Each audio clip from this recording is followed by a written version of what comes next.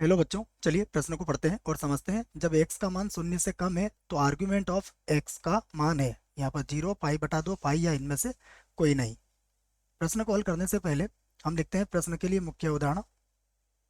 तो प्रश्न के लिए मुख्य अवधारणा जिसकी सहायता से इस प्रश्न को हल किया जाएगा। मुख्य अवधारणा में हम पूर्णांक की बात करेंगे बच्चों।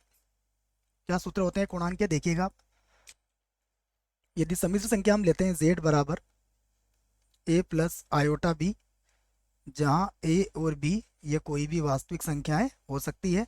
इस स्थिति में पूर्णांक हम चतुर्थांशों में अलग अलग पूर्णांकों को परिभाषित करते हैं। देखो कुछ इस प्रकार से।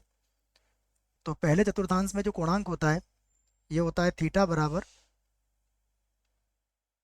टेन इनवर्स b बटा a होता है।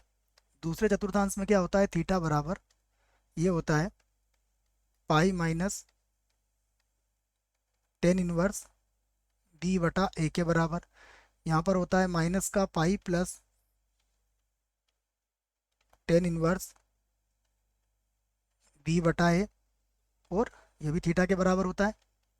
और यहाँ पर जो पूर्णांक थीटा होता है वो होता है माइनस का टेन इनवर्स मापांक b बटा a के बराबर। तो ये हमें देखना पड़ेगा कि हमारी समिश्र संख्या कौन से चतुर्थांश में है या फिर कौन से अक्ष पर है। तो यहाँ पर देखिए, जब हम प्रश्न को हल करेंगे तो इस बात को कहेंगे कि यदि यदि x क्या है, 0 से कम है, तब तब देखो x क्या होगा, तब x जो होगा वो वास्तविक होगा बच्चों। कौन सा, 0 से कम। ठीक है, यूँ कह सकते हैं आप कि x वास्तविक होगा जो ऋणात्मक होगा, जो ऋणात्मक होगा। ठीक है, ये बात तो हमारे समझ में आ गई कि x वास्तविक होगा जो कि ऋणात्मक होगा।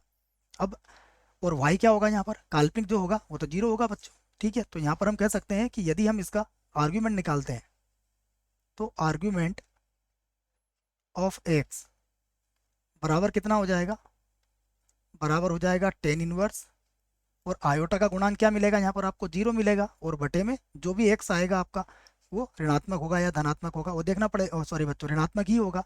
अब अगर ऋणात्मक होगा तो आपको ये देखना है कि ये कौन से चतुर्थांश में आएगा। तो देखो, अगर ऋणात्मक होगा बच्चों तो ये आपको यहाँ मिलेगा दूसरे और तीसरे चतुर्थांश के अक्ष पर, यूँ कहेंगे आप। ठीक है, तो इस स्थिति में आप सूत्र कौन सा लगाना चाहेंगे, थीटा बराबर pi minus tan inverse b बटा a वाला। तो इस सूत्र को आप लगा दीजिए, आपका उत्तर आ जाएगा।